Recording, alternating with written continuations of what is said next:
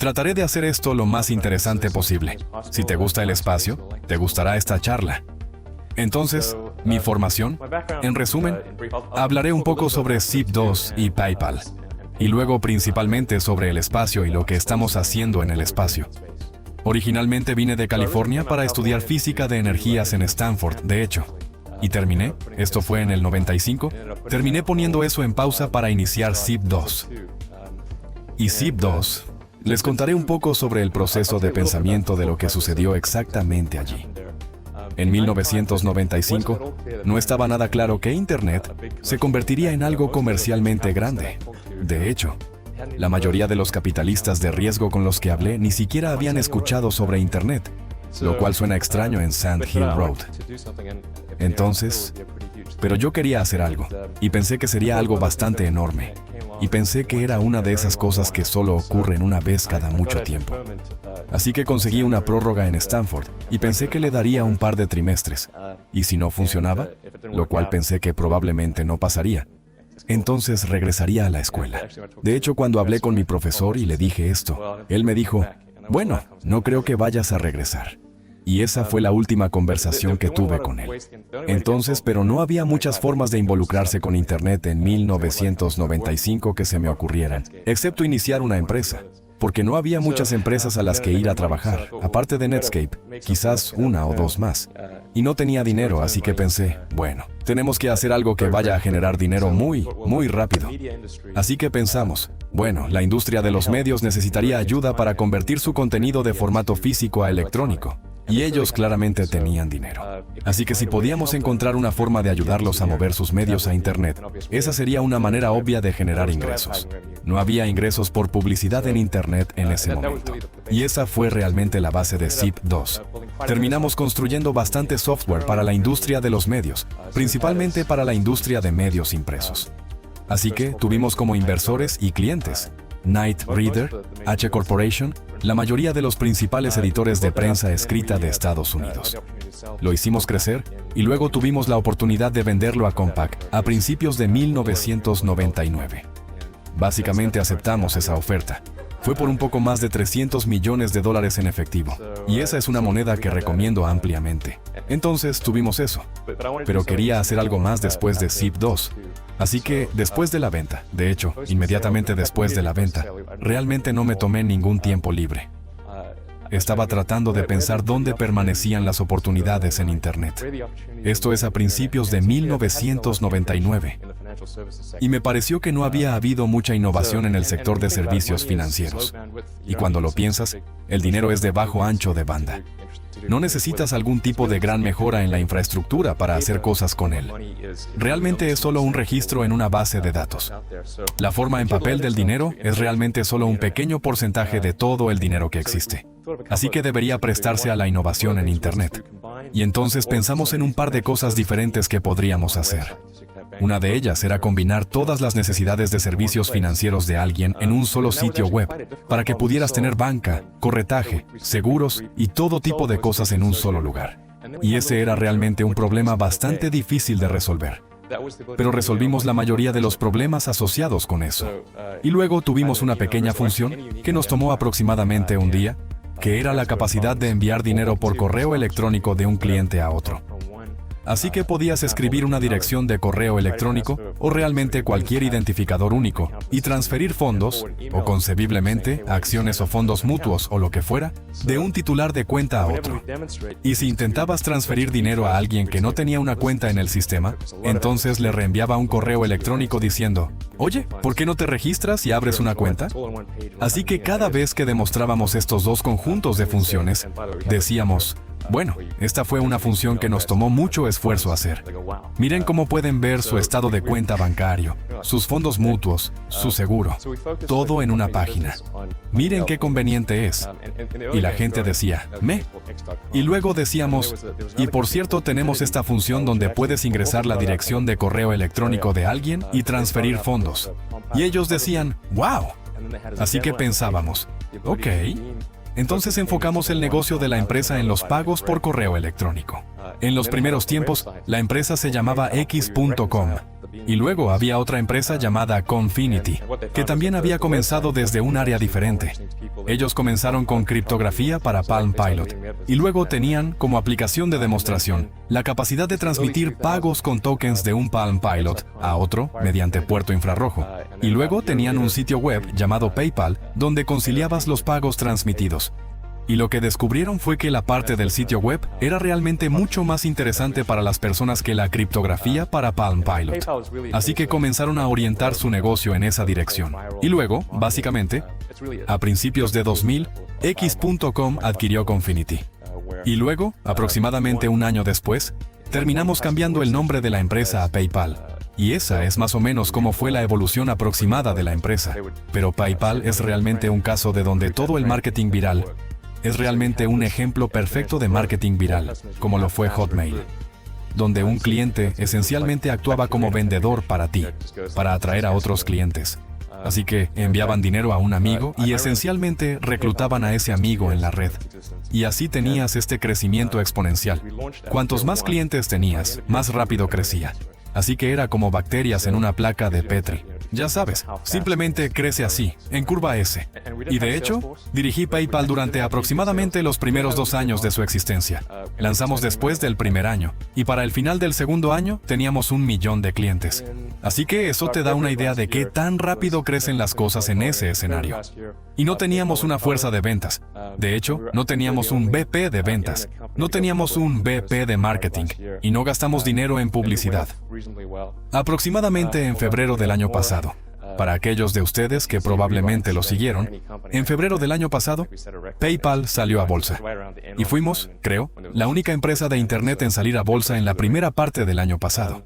Salió razonablemente bien, aunque creo que tuvimos más reescrituras de la SEC que cualquier empresa que pueda imaginar. Como establecimos un récord en reescrituras de la SEC, esto fue justo en la época de Enron. Y cuando había todo tipo de escándalos corporativos, así que nos hicieron pasar por el aro. Y luego, poco después, aproximadamente en junio-julio, cerramos un acuerdo con eBay para venderle la empresa a eBay. Y aproximadamente $500 millones. Pero eso fue cuando el precio de las acciones de eBay era de aproximadamente $55.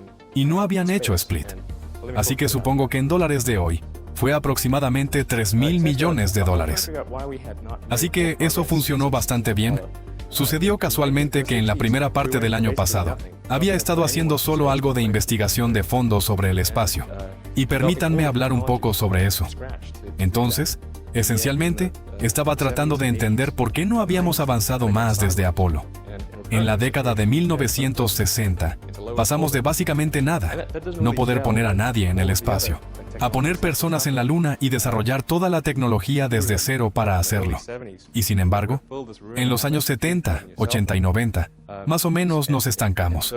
Y actualmente estamos en una situación donde ni siquiera podemos poner a una persona en órbita terrestre baja. Y eso realmente no encaja con todos los demás sectores tecnológicos que existen. La computadora que podrías haber comprado a principios de los 70, ya sabes, habría llenado esta habitación y tendría menos poder de computación que tu teléfono celular. Y así, casi todos los sectores de la tecnología han mejorado. ¿Por qué este no ha mejorado? Así que comencé a investigar eso. Inicialmente, pensé, bueno, quizás es una cuestión de financiamiento, y ese financiamiento puede obtenerse realmente movilizando el apoyo público hacia adelante. Así que pensé, bueno, una forma de entusiasmar al público con el espacio sería hacer quizás una misión espacial robótica financiada privadamente a Marte. Y entonces, ideamos una misión que costaría aproximadamente entre 15 y 20 millones de dólares, lo cual no es mucho dinero, pero es aproximadamente una décima parte de lo que costaría una misión de bajo costo de la NASA. Y la idea se llamaba Mars Oasis, donde pondríamos un pequeño aterrizador robótico en la superficie de Marte, con semillas y gel nutritivo deshidratado. Allí, se hidratarían al aterrizar, y tendrías plantas creciendo en condiciones de radiación y gravedad marcianas. Y también estarías manteniendo esencialmente un sistema de soporte vital en la superficie de Marte. Y esto sería interesante para el público porque tienden a responder a precedentes y superlativos. Y este sería el lugar más lejano al que haya viajado la vida, y la primera vida en Marte. Así que bastante significativo. Y luego cuando comencé a investigar vehículos de lanzamiento, el vehículo de menor costo en Estados Unidos es el Boeing Delta II, que cuesta aproximadamente $50 millones. Y eso es un poco elevado para lo que estábamos tratando de hacer. Así que hice 3 visitas a Moscú, Rusia, para considerar comprar un vehículo de lanzamiento ruso. Y es realmente bastante interesante ir a Moscú a negociar por un ICBM reacondicionado. Si conocen la escala de experiencias interesantes, esa está bastante lejos. Pero realmente llegamos a un acuerdo. Pero había tantas complicaciones asociadas con el acuerdo que no me sentía cómodo con los riesgos asociados. Así que cuando regresé del tercer viaje, pensé, bueno, ya sabes, ¿por qué los rusos pueden construir estos vehículos de lanzamiento de bajo costo? Porque no es como si manejáramos autos rusos, voláramos en aviones rusos o tuviéramos electrodomésticos de cocina rusos. Y ya sabes, ¿cuándo fue la última vez que compraste algo ruso que no fuera vodka? Así que pienso que Estados Unidos es un lugar bastante competitivo y deberíamos ser capaces de construir un vehículo de lanzamiento eficiente en costos. Así que reuní un estudio de factibilidad que consistió en ingenieros que habían estado involucrados con todos los desarrollos principales de vehículos de lanzamiento durante las últimas 3 décadas. Iteramos durante varios sábados a principios del año pasado para descubrir, bueno, ¿cuál sería la forma más inteligente de abordar este problema no solo del costo de lanzamiento, sino también de la confiabilidad del lanzamiento? Y llegamos a un diseño predeterminado, y eso realmente, con un tiempo bastante afortunado. Ese estudio de factibilidad terminó justo alrededor del momento en que acordamos vender PayPal a eBay. Así que, coincidiendo con esa venta, me mudé a Los Ángeles, donde realmente está la mayor concentración de industria aeroespacial en el mundo. De hecho, es la industria más grande en el sur de California, mucho más grande que el entretenimiento o cualquier otra cosa. Yo había vivido en Palo Alto durante aproximadamente 9 años antes de eso, de todos modos. Así que solo para hablar un poco en términos generales sobre el espacio y dónde están las cosas hoy. Obviamente, la exploración humana del gobierno de Estados Unidos no está en un gran lugar. Tenemos los 3 transbordadores restantes en tierra. Parece que el primer vuelo podría ser solo dentro de un año, si es que. Y tenemos un vehículo que es increíblemente costoso y realmente bastante peligroso. Ya saben, por las razones mencionadas, tiene un compartimento para la tripulación montado lateralmente. Así que si hay una explosión, es básicamente muerte instantánea. Tienes propulsores de cohetes sólidos, que una vez que los enciendes, no puedes apagarlos. Y hay algo fundamentalmente peligroso en premezclar tu combustible y oxidante, creo. Y luego tienes alas y superficies de control. Cuando reingresas, tienes que mantener un ángulo de ataque preciso. Incluso, una variación momentánea en eso puede hacer que todo el vehículo se desintegre. Y luego, por supuesto, no tienes sistema de escape. Así que si algo sale mal, estás perdido. Y tienes un costo que es realmente bastante difícil de comprender. El programa del transbordador, cuando sumas todas las piezas, es de aproximadamente $4,000 millones al año. Y así puedes dividir $4,000 millones entre el número de vuelos y eso te dirá cuál es el costo. Y si hay, digamos, 4 vuelos al año, lo cual no ha sido el caso por un tiempo, entonces estás hablando de $1,000 millones por vuelo. Los planes para el futuro inmediato. Obviamente, tenemos que continuar construyendo la estación espacial, así que seguiremos volando el transbordador. Pero creo que probablemente será el número mínimo de vuelos del transbordador que necesitamos. Los planes a largo plazo. Yo construiría algo llamado Orbital Space Plane. Y digo plane, entre comillas, porque una de las opciones es una cápsula. Así que debería llamarse quizás Oval Space Thing. Pero la idea básica es tener algo que sea esperanzadoramente un poco más barato y mucho más seguro que el transbordador espacial. Así que en particular, va a tener un sistema de escape. Así que si algo sale mal, puedes abortar hacia la seguridad. La desventaja es que, aunque podría ser un poco más barato, todavía va a ser bastante costoso. El costo estimado por vuelo del Orbital Space Plane está en algún lugar en el rango de $300 a $400 millones por vuelo. Y de esa cantidad, $200 millones solos van a Boeing por el propulsor desechable Delta IV Heavy. Y es un esfuerzo de desarrollo de $5,000 millones que se espera completar en 9 o 10 años. Ahora, típicamente, las cosas no han estado por debajo del presupuesto y del tiempo. Así que es poco probable, creo, dado el precedente histórico, que se mantenga dentro de los 15.000 millones de dólares y el cronograma de 2012. Un poco sobre lo que está pasando en otras partes del mundo. En Rusia, el Soyuz es realmente nuestro único acceso a la estación espacial. Es considerablemente más barato, considerablemente más seguro. El Soyuz tiene un muy buen historial. La tripulación está montada en la parte superior. Tiene un sistema de escape. No hay alas ni superficies de control que puedan fallar. En general, es un sistema bastante bueno. Y los costos estimados son de aproximadamente 60 millones de dólares por vuelo, lo cual es un orden de magnitud menos que el transbordador espacial.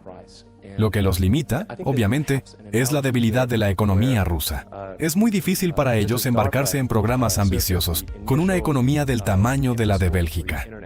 China es probablemente lo más interesante que está pasando en el espacio. Este mes se espera que China sea solo el tercer país en lanzar a su primera persona al espacio. Eso la convertirá en solo el tercer país en poner a alguien en órbita. Y han puesto mucho dinero y esfuerzo en este programa. Si algo sirve como estímulo para la exploración espacial humana, es probable que sean las ambiciones de China en el espacio. Y esperanzadoramente, un sentido en Estados Unidos de que queremos al menos mantener el ritmo con China. Y tienen grandes ambiciones más allá de solo la órbita terrestre baja. Están planeando establecer una estación espacial, poner una base en la Luna y eventualmente enviar humanos a Marte. Entonces, ¿qué está pasando en Estados Unidos que creo que podría superar finalmente todo eso? Son las actividades espaciales emprendedoras, donde las cosas son lideradas por el espíritu de la libre empresa. Y creo que quizás hay una analogía aquí. Así como DARPA sirvió como el impulso inicial para Internet y subsidió muchos de los costos de desarrollar Internet al principio, puede ser el caso de que la NASA haya hecho esencialmente lo mismo al gastar dinero para desarrollar algunas de las tecnologías fundamentales al principio. Y luego, una vez que podemos traer al sector comercial de libre empresa, entonces podemos ver la aceleración dramática que vimos en Internet. Así que hay varios esfuerzos serios de vehículos de lanzamiento en curso. Permítanme hablar sobre cada uno. Está Burt Rutan, de Scarlett Composites. Burt Rutan es uno de los diseñadores de aeronaves más destacados del mundo, y ha desarrollado un vehículo suborbital que realmente están volando desde Mojave. Este es un vehículo de clase X-Prize. Está John Carmack, quien escribió Quake y Doom. Probablemente fue uno de los mejores ingenieros de software del mundo. Uno de los mejores ingenieros que conozco. Punto. Y está desarrollando un vehículo de despegue y aterrizaje vertical. Jeff Bezos, quien entiendo que estuvo aquí la semana pasada, es un gran defensor del espacio. Y tengo entendido que tiene la intención de gastar algo del orden de $1.000 millones en los próximos 20 años en exploración espacial. Y luego está mi empresa, SpaceX. Y creo que dentro de los próximos varios años, estos esfuerzos emprendedores serán realmente lo que impulse la exploración espacial. Entonces, un poco sobre cada uno. Esa es una imagen del vehículo de Burt Rutan. Se llama White Knight. Ese es el avión portador. Y luego Spaceship One es la cosa que está sostenida en el vientre allí. Y se supone que este proyecto está financiado por Paul Allen. Así que hay bastante capital. Ese es un punto importante. Bastante capital que está entrando en este sector espacial emprendedor también. La única desventaja que veo de esta arquitectura es que realmente no es escalable para algo que llegue a órbita. Esto está bastante bien para suborbital, pero creo que la arquitectura necesitaría cambiar para un vehículo orbital. Y está el vehículo de John Carmack. Ya ven, él es un poco irreverente. Esto es de su sitio web. Su vehículo es un vehículo de despegue y aterrizaje vertical. Ha logrado un progreso realmente increíble para alguien que no tiene formación en ingeniería aeroespacial y que además lo está haciendo prácticamente él mismo, con él y como 3 amigos. Así que creo que hará algo que funcione, de hecho. Si pueden, visiten su sitio web, Armadillo Aerospace. Es material bastante interesante. Pero para llegar a órbita, esto requeriría una mejora sustancial en la eficiencia de masa y la eficiencia del motor. Y probablemente sería un vehículo de 2 etapas. Jeff Bezos, quien estoy seguro que casi todos aquí conocen, es un fanático bastante grande del espacio. De hecho, su discurso de despedida como mejor estudiante de preparatoria fue sobre la necesidad de que la humanidad se expanda a otros planetas. Así que es bastante importante para él. Y luego este es nuestro esfuerzo. Estamos gastando bastante más que las 3 entidades anteriores que mencioné. En algunos casos, probablemente un orden de magnitud más. Porque lo que estamos haciendo es realmente un orden de magnitud más difícil.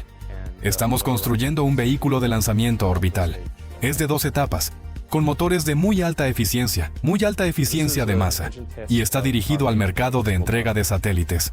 Así que nuestro enfoque es realmente hacer de esto un negocio sólido. Y así, basé el plan estratégico en un mercado conocido. Algo que sabemos con certeza que existe, que es la necesidad de poner satélites de pequeño a mediano tamaño en órbita. Y eso es a lo que vamos inicialmente. Y luego, con eso como una especie de base de ingresos, nos moveremos hacia el mercado de transporte humano. Así que, los objetivos a largo plazo de la empresa son, definitivamente, el transporte humano. Creo que la estrategia inteligente es ir primero por la entrega de carga, esencialmente entrega de satélites, y nuestra ruta de actualización eventual es construir el sucesor del Saturno V. Construir un vehículo de elevación súper pesado que pueda usarse para establecer una base lunar o hacer una misión a Marte. Ese sería el objetivo del Santo Grial. En la parte superior derecha allí, pueden ver una prueba de fuego de nuestro motor. Y en la parte inferior derecha, pueden ver el tanque de la primera etapa.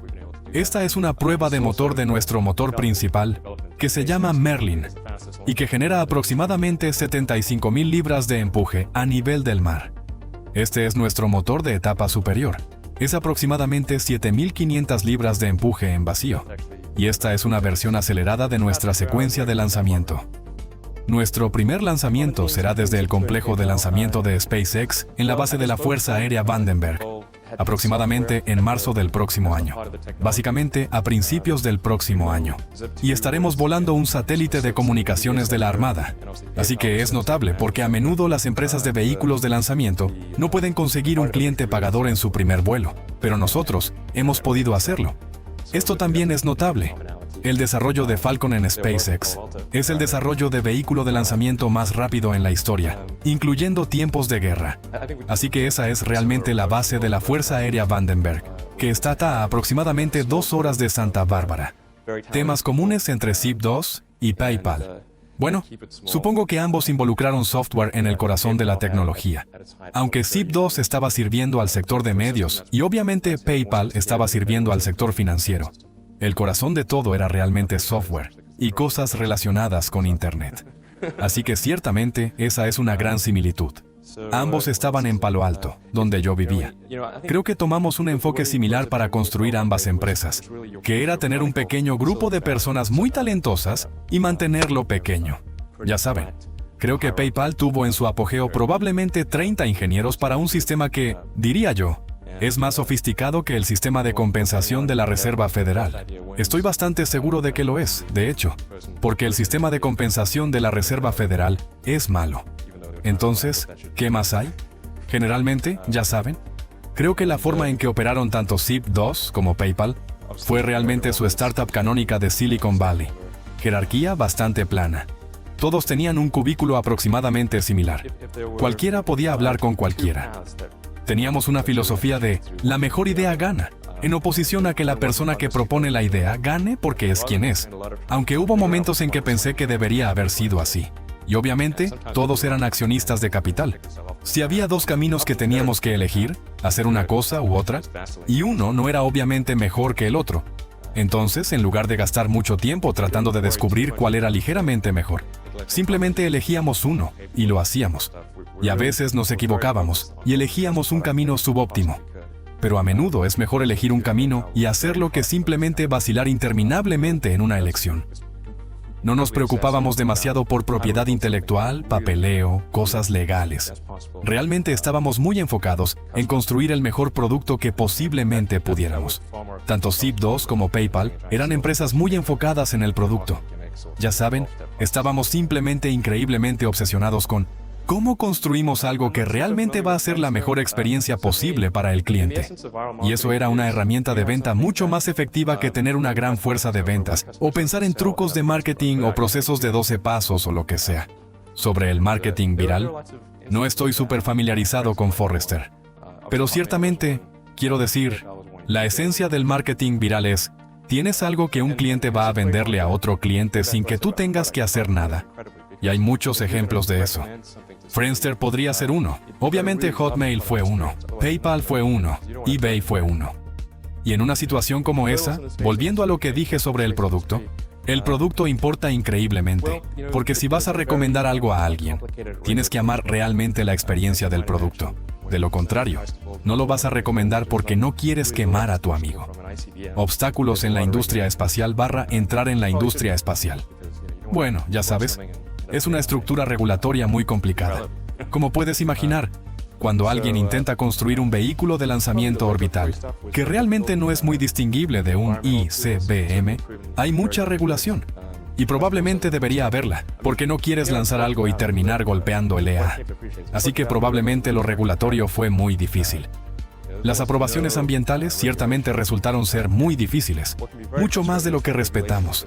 Quiero decir, aquí en Silicon Valley, ya saben, lo que llegué a apreciar es, en Silicon Valley, vives en un paraíso libertario. Ya sabes, casi no hay regulación. Y lo que puede ser muy frustrante es que la regulación a menudo es irracional. No tiene ningún sentido.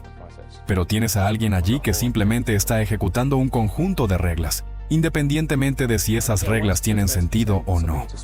Y puedes intentar convencerlos de que las reglas no tienen sentido, y no te escucharán. Así que probablemente la regulación es lo más molesto.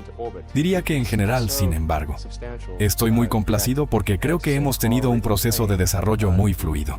Y en general no puedo quejarme en absoluto. ¿Por qué es tan costoso enviar algo al espacio?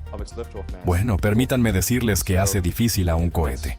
La energía y la velocidad requeridas para llegar a órbita son tan sustanciales que, comparado con, digamos, un auto o un avión, casi no tienes margen de maniobra. Típicamente, un vehículo de lanzamiento llevará aproximadamente el 2% de su masa en el despegue a órbita. Y ese es el caso para Falcon. Y así, si solo puedes llevar el 2% de lo que pesa tu cohete al inicio a órbita, si te equivocas en un 2%, no vas a llevar nada a órbita. Ya sabes, te estrellarás en algún lugar del Pacífico. Así que eso significa que todos tus cálculos tienen que ser correctos. Si calculas mal algo, obtienes una respuesta incorrecta, explota. Y es muy costoso tratar de tener todas tus respuestas correctas y luego verificarlas 2 veces para asegurarte de que están bien, y probarlas todas, y hacer tanto como puedas en tierra. Creo que eso es mucho de lo que hace costosos a los cohetes. La baja tasa de lanzamiento típicamente también es lo que hace costosos a los cohetes. Si tuvieras, ya sabes, miles de vuelos al año, entonces sería mucho más barato. Aunque es un poco un círculo vicioso, porque necesita ser más barato para tener miles de vuelos al año. Pero al final del día, en el análisis final, diría que los cohetes realmente deberían ser mucho más baratos de lo que son hoy. Y creo que la forma en que se construyen, la forma en que se operan, es simplemente muy ineficiente. Y creo que con SpaceX y Falcon vamos a demostrar que ese es el caso. Nuestro vehículo se venderá por aproximadamente $6 millones por vuelo. Nuestro competidor más cercano es el Pegasus de Orbital Sciences, que es aproximadamente $25 millones por vuelo, y que tiene menos capacidad que nuestro cohete. Así que Falcon representaría un avance bastante sustancial en el costo de acceso al espacio. Sobre las diferencias en la base de clientes. Sí, la base de clientes con SpaceX es simplemente dramáticamente diferente, obviamente, de PayPal. PayPal es un producto de consumo, mientras que con SpaceX estamos vendiendo cohetes. Y el número de personas que quieren comprar cohetes es bastante pequeño. Si alguien aquí tiene $6 millones y quiere un cohete, quiero decir, estaría encantado de vendérselo. Pero así que es mucho más un proceso de venta individual. Hay mucha más reflexión que entra en cualquier compra de un lanzamiento.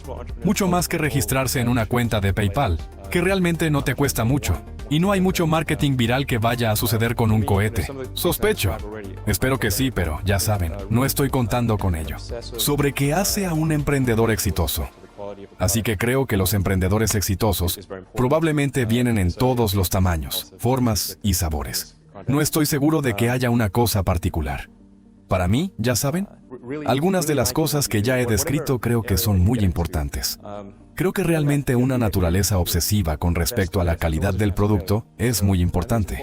Así que, ya sabes, ser obsesivo compulsivo es algo bueno en este contexto. Realmente gustar de lo que haces, cualquiera que sea el área en la que te metas. Dado que, ya sabes, incluso si eres el mejor, siempre hay una posibilidad de fracaso. Así que creo que es importante que realmente te guste lo que estás haciendo. Si no te gusta, la vida es demasiado corta. Y también, si te gusta lo que estás haciendo, piensas en ello incluso cuando no estás trabajando. Quiero decir, simplemente es algo a lo que tu mente se siente atraída. Y si no te gusta, simplemente realmente no puedes hacerlo funcionar, creo.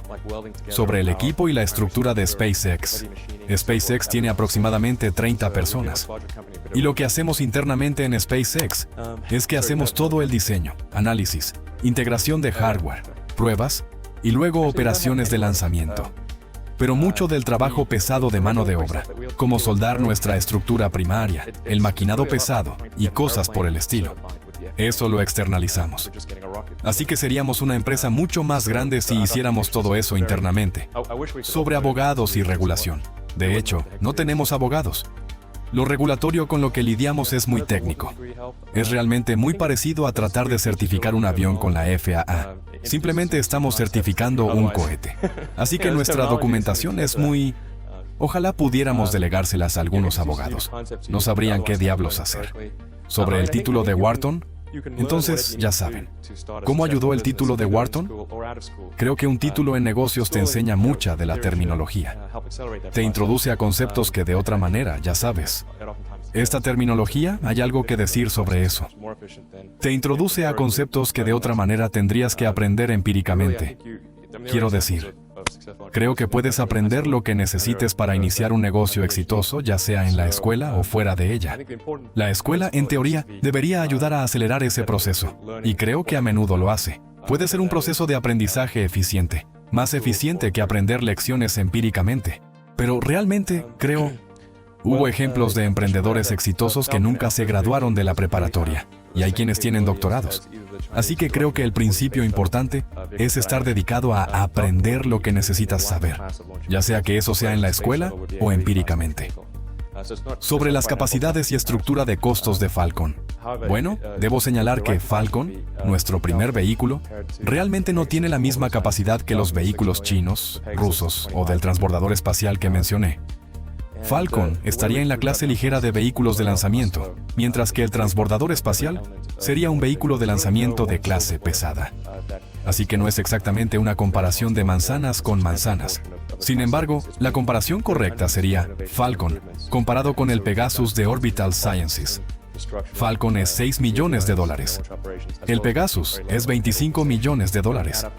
Y la forma en que hemos logrado nuestros precios bajos, nuestros costos bajos, es que realmente nos hemos enfocado en cada elemento del vehículo de lanzamiento. Realmente no hay una bala de plata que haya sido responsable de una porción sustancial del ahorro de costos. Han sido realmente cientos de pequeñas innovaciones y mejoras. Y así hemos hecho mejoras en el sistema de propulsión, la estructura, la aviónica y las operaciones de lanzamiento, además de mantener una organización con muy bajos gastos generales. Y cuando sumas todas las cosas que hemos hecho en esas áreas, eso nos permite producir un vehículo de lanzamiento a $6 millones. Sobre las integraciones backend de PayPal. En cuanto a PayPal, había muchas relaciones de back office que necesitábamos establecer y conectar a varias fuentes de datos heterogéneas. Necesitábamos conectarnos al sistema de tarjetas de crédito para procesar tarjetas de crédito. Necesitábamos conectarnos al sistema de la Reserva Federal para hacer transferencias electrónicas de fondos. Necesitábamos conectarnos a varias bases de datos de fraude para ejecutar verificaciones de fraude. Había mucho con lo que teníamos que interfazar, y eso tomó un tiempo. Pero todo se unió, creo, aproximadamente simultáneamente.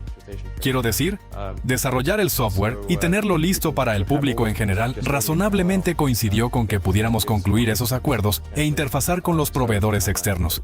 Y todo eso tomó aproximadamente un año.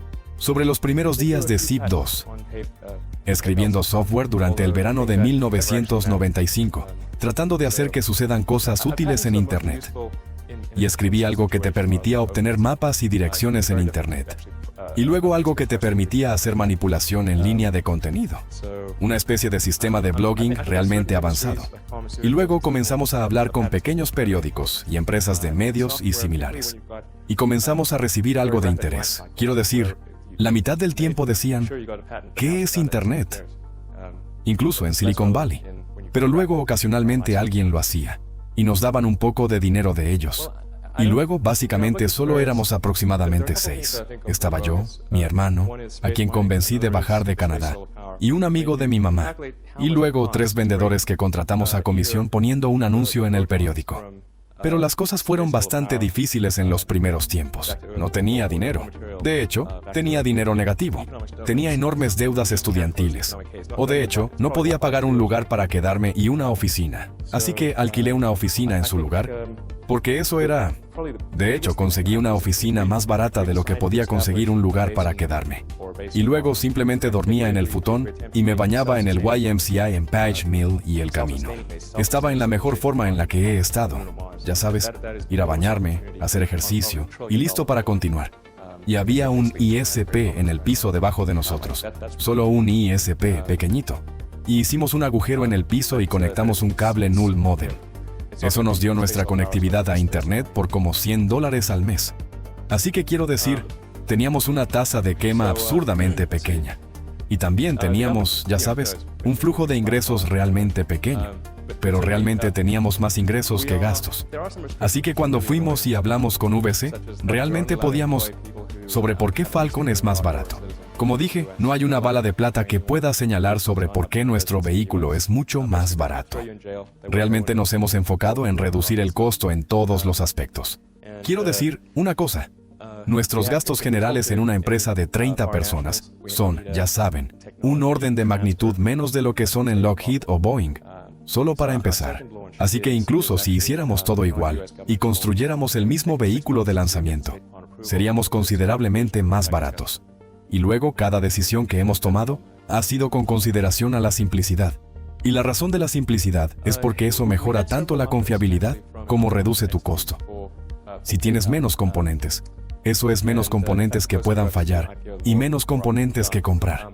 Creo que hay una innovación bastante significativa en nuestro fuselaje, que es un monocasco semi-presurizado estabilizado con grosor de piel variable y un mamparo común. Si sabes lo que eso significa, necesitaría un diagrama para explicarlo todo. Pero el resultado neto es que es muy barato, muy eficiente en masa, y creo que fácil de probar y bastante confiable. Nuestro sistema de aviónica, te doy otro ejemplo. Nuestro sistema de aviónica, usamos Ethernet en el vehículo para comunicarse. Eso puede no sonar como una gran innovación, pero lo es en vehículos de lanzamiento. Todos los demás vehículos de lanzamiento se comunican en el vehículo mediante estos cables seriales, que recorren toda la longitud del vehículo. Y así tienes estos enormes haces de cobre tan gruesos como tu brazo subiendo y bajando por el vehículo. Lo hace pesado, lo hace costoso. Y así hay cosas como esa que, cuando las sumas todas, hacen una gran diferencia. Sobre si SpaceX es para emprendedores primerizos. No, esa es una buena pregunta. Esa es una buena pregunta. No, no lo haría. Creo que SpaceX es... Esto es emprendimiento avanzado. Y también puede... Ya sabes, no puedo decirte cuántas personas han dicho eso. Ya sabes, la forma más rápida de convertir una pequeña fortuna en la industria aeroespacial es comenzar con una grande.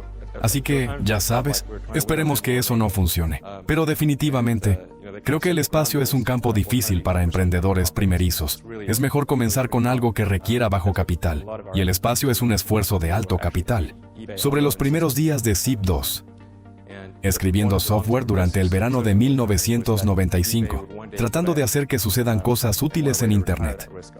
Y escribí algo que te permitía obtener mapas y direcciones en Internet. Y luego algo que te permitía hacer manipulación en línea de contenido. Una especie de sistema de blogging realmente avanzado. Y luego comenzamos a hablar con pequeños periódicos y empresas de medios y similares. Y comenzamos a recibir algo de interés. Quiero decir, la mitad del tiempo decían, ¿qué es Internet? Incluso en Silicon Valley. Pero luego ocasionalmente alguien lo hacía. Y nos daban un poco de dinero de ellos. Y luego básicamente solo éramos aproximadamente 6. Estaba yo, mi hermano, a quien convencí de bajar de Canadá, y un amigo de mi mamá. Y luego 3 vendedores que contratamos a comisión poniendo un anuncio en el periódico. Pero las cosas fueron bastante difíciles en los primeros tiempos. No tenía dinero. De hecho, tenía dinero negativo. tenía enormes deudas estudiantiles. O de hecho, no podía pagar un lugar para quedarme y una oficina. Así que alquilé una oficina en su lugar, porque eso era... De hecho, conseguí una oficina más barata de lo que podía conseguir un lugar para quedarme. Y luego simplemente dormía en el futón y me bañaba en el YMCA en Page Mill y el camino. Estaba en la mejor forma en la que he estado. Ya sabes, ir a bañarme, hacer ejercicio y listo para continuar. Y había un ISP en el piso debajo de nosotros. Solo un ISP pequeñito. Y hicimos un agujero en el piso y conectamos un cable null modem. Eso nos dio nuestra conectividad a Internet por como $100 al mes. Así que quiero decir, teníamos una tasa de quema absurdamente pequeña. Y también teníamos, ya sabes, un flujo de ingresos realmente pequeño. Pero realmente teníamos más ingresos que gastos. Así que cuando fuimos y hablamos con VC, realmente podíamos... sobre por qué Falcon es más barato. Como dije, no hay una bala de plata que pueda señalar sobre por qué nuestro vehículo es mucho más barato.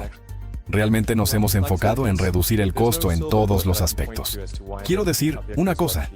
Nuestros gastos generales en una empresa de 30 personas son, ya saben, un orden de magnitud menos de lo que son en Lockheed o Boeing, solo para empezar.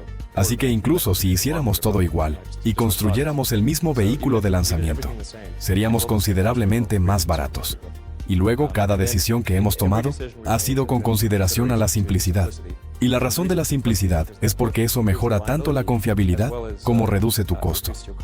Si tienes menos componentes, eso es menos componentes que puedan fallar y menos componentes que comprar. Creo que hay una innovación bastante significativa en nuestro fuselaje, que es un monocasco semipresurizado estabilizado con grosor de piel variable y un mamparo común. Si sabes lo que eso significa, necesitaría un diagrama para explicarlo todo.